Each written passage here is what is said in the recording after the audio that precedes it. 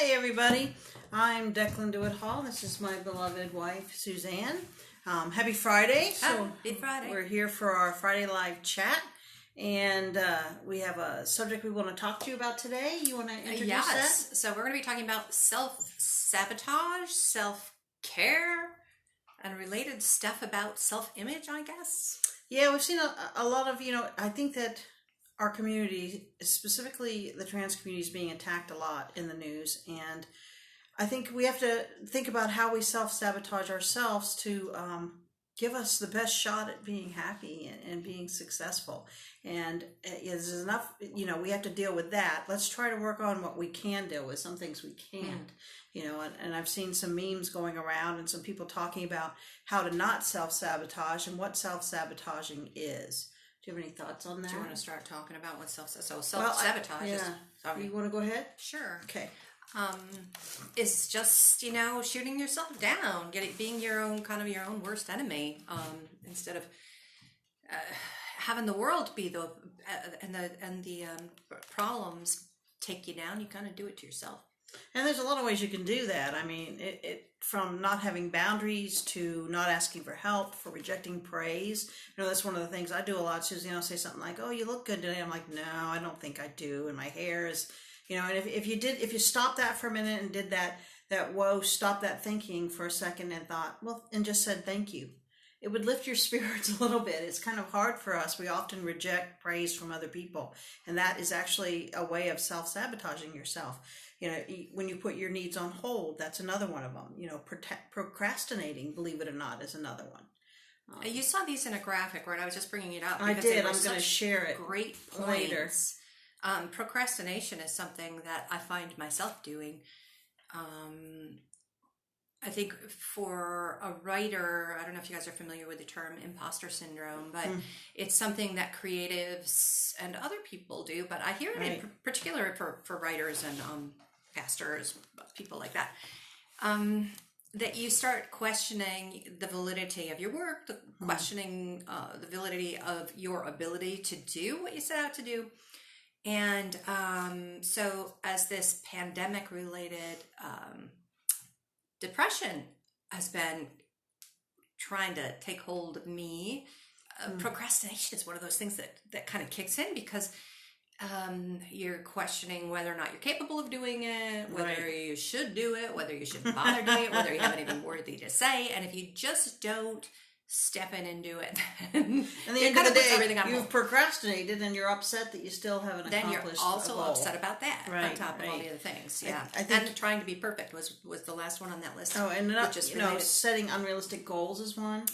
I think for people who are, it can be emotional, physical, or spiritual. So people who say, a good friend of ours has issues with seizures. If they don't get enough sleep or rest, or they don't listen to their body, they're self-sabotaging their physical body, which sabotages the rest of their body. So, there are physical, emotional, and spiritual ways that you can sabotage yourself. So, you want to talk a little bit more about some of the ways that you can help yourself not to self-care. You probably know more about that. Why don't you... Well, I think one of the things emotionally is you have to stop the stinking thinking. That's what I call it. When I was in therapy, they'd always say, well, wait a minute, stop the stinking thinking. Because there's often we hear ourselves in our minds, or we'll tell ourselves, I can't, I'm not good enough. One of the things I've been telling myself about becoming more myself and transitioning is I'm just hurting everybody else. Well, so then I get upset and I'm emotional because I know that I'm an empath. I know that I'm an encourager. So that thinking just stalls me from any stepping forward. So I think one of the things you need to try to do really hard is stop the stinking thinking, change it to something else. Do a whoa, wait a minute for a few minutes, because you know it when you hear it right away that it's a negative thing, that it's not going to do you any good or encourage you. It's really hard to do that though, especially if you're sucked into the vortex, right, of whatever you're going through. Right. Even the thought itself can kind of suck you in. So, you have any thoughts? People used to put rubber bands on their wrist, I think. Was it rubber bands? Rubber band on my wrist. I went to therapy. I went to CBT and DBT therapy because I went through two years of severe depression. And there were a lot of, if you look up either one of those terms, they'll give you some ideas, or look up self-care. I'm going to post some things later I've been through a lot with depression, so I've been through a lot of training on how to kind of stop those Disrupt things. that. And one of those things was a rubber band. You start to feel it and you pop it, and it's like a negative reinforcement to positively reinforce your behavior. But I wasn't sure what it was for. You know what the function was. Yeah, it was like it hurts. You're like, oh, I don't want to do that. But that didn't work for me because I'm not into pain.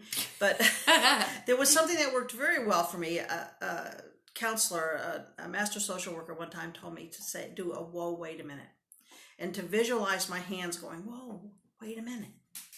Because if I would go to anger or disappointment or discouragement or any of the negative, which those things don't have to be negative, but they became negative in my life, I would have to stop for a second and replace it with something else.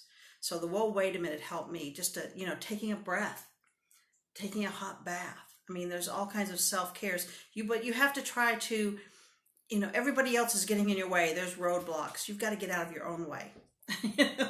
I mean, we often, or sometimes we can be our own worst enemies, and sometimes we can't help it.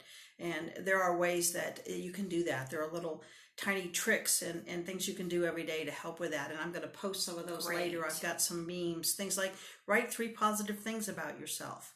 I mean, that's emotional. Spiritually, this week I was so proud of you, and I hope I can share this. I don't know, because I don't know what you're going to say. But beloved, she wrote her book, Sleep or Awake, and there's been some deconstruction going on with her faith. And she took the time this week out of work and spent, maybe a half hour, an hour, chatting with a good friend of ours who's a pastor. And they were in the same place, and they just talked back and forth. And I think that knowing that somebody else is on the boat with you, makes you feel a lot better if you think your boat's sinking, whether it's sinking or not. It's true. I did feel better, even though it wasn't a particularly uplifting conversation. It was still I get it. So that's just a simple thing, to talk to somebody else who's going through what you're going through.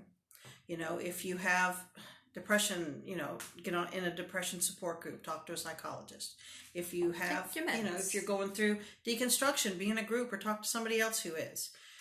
If you're a trans person and you're transitioning, find someone else who is. There's lots of support online for trans people right now, locally, at least in the Facebook world. And for spouses and families of people transitioning. Beloved visits several of those, and I'm in a couple, and we've started one. So find your tribe, and get out of your way. Have them help you. That makes sense. Any other thoughts on this? No, the only thing that I wanted to kind of conclude with myself is that, we do end up sometimes being our own worst enemies.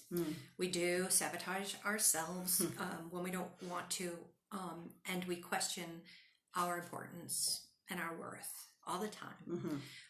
But you are the only person who has your mind, your heart, your experience, your skills, your history, put in the geographic place and this place and time. You are the only one of you.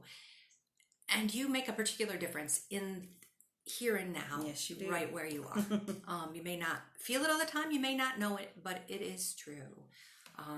So try not to beat yourself up too much and try to take care of yourself. That was good. That was good stuff. So we're hoping that this weekend that you can enter into some self-care. We'll probably take naps because we do. Naps is an important one. We've needed them. We're taking a nap like almost every day. When our daughter calls and we're sleeping, she's thinking, "Do you ever not nap?" And we're like, "Not lately." Yeah, sleep's been weird. It's something we've needed. So get some nutrition, get some sleep, get some spiritual self-care. Do something simple. Listen to sounds that give you joy. Dance. Be loved. Tell someone I love. Yeah, we will. We'll do it again. We did it before with Tracy. Yeah. That was fun. All right. Well, that's it today. That's what we're thinking about. And we hope that you practice some self-care. Take care of yourselves. And we love you. We do. And we'll talk to you again next Friday. Bye-bye. Bye-bye.